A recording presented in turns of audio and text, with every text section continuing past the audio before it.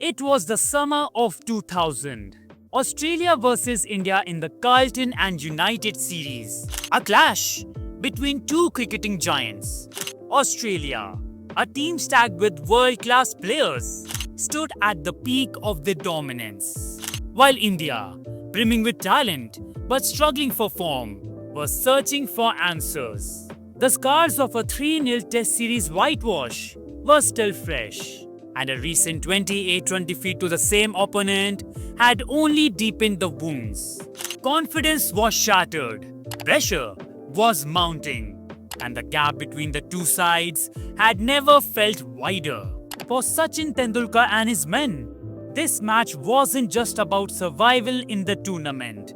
It was about reclaiming pride. But pride is a fragile thing, easily shattered, especially when Glenn McGrath has the ball in hand. On January 14, 2000, under the scorching Sydney sun, McGrath, the master of accuracy, the relentless tormentor of batsmen, delivered a spell so ruthless, so devastating, that it left India in complete ruins. But how did it all unfold? Let's rewind. The SCG pitch had a green tinge, but nothing alarming. The ball was expected to come on nicely, and with the batting lineup featuring Tendulkar, Ganguly and Lakshman, India had reasons to be optimistic.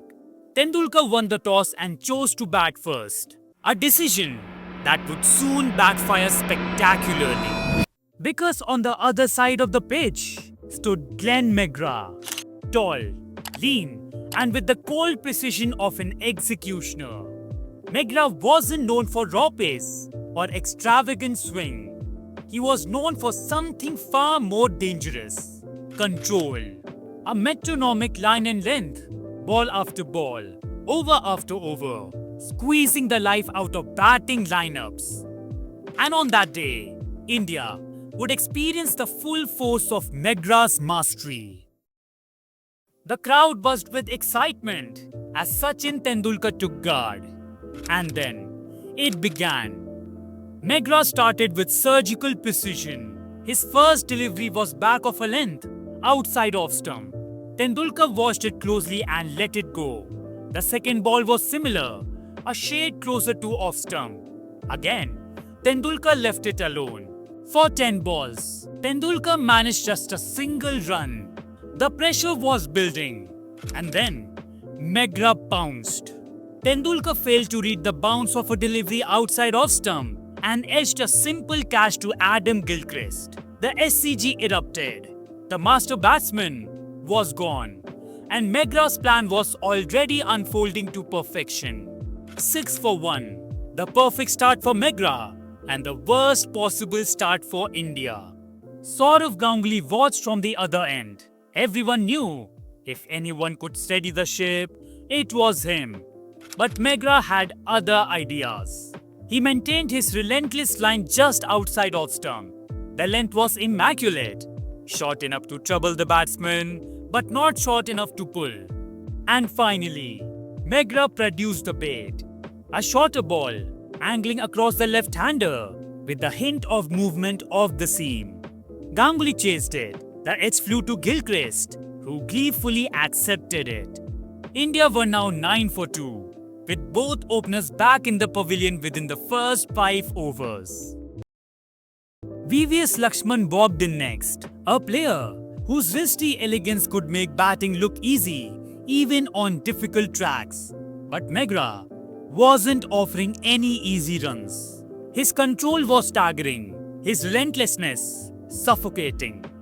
He kept the ball on a perfect length, just outside off, forcing Lakshman to play, dragging Lakshman forward, then pushing him back, never allowing him to settle. And then came the kill. McGrath delivered a full-length ball that jarred back off the seam. Lakshman's bat came down late, too late. The ball crashed into the middle stump with a sickening thud. And just like that, McGrath had outfoxed him, undone him with precision and movement. Lakshman's departure left India reeling at 18 for 3. The scoreboard was a wreck, and McGrath was the wrecking ball. His opening spell was a masterclass in control and execution. 3 maidens, just 5 runs conceded, and the prized wickets of 3 of India's finest batsmen. Even after taking 3 wickets, McGrath wasn't finished. He returned for a second spell with the old ball, and the precision was just as ruthless. He conceded just 3 runs of his last 3 overs before delivering yet another crucial breakthrough for Australia. Samir Dige, India's wicketkeeper, was hanging on, but McGrath had him in his sights. He teased the edge with relentless deliveries on a good length, offering no room to breathe. And then came the final blow. A ball on a perfect length, just outside off.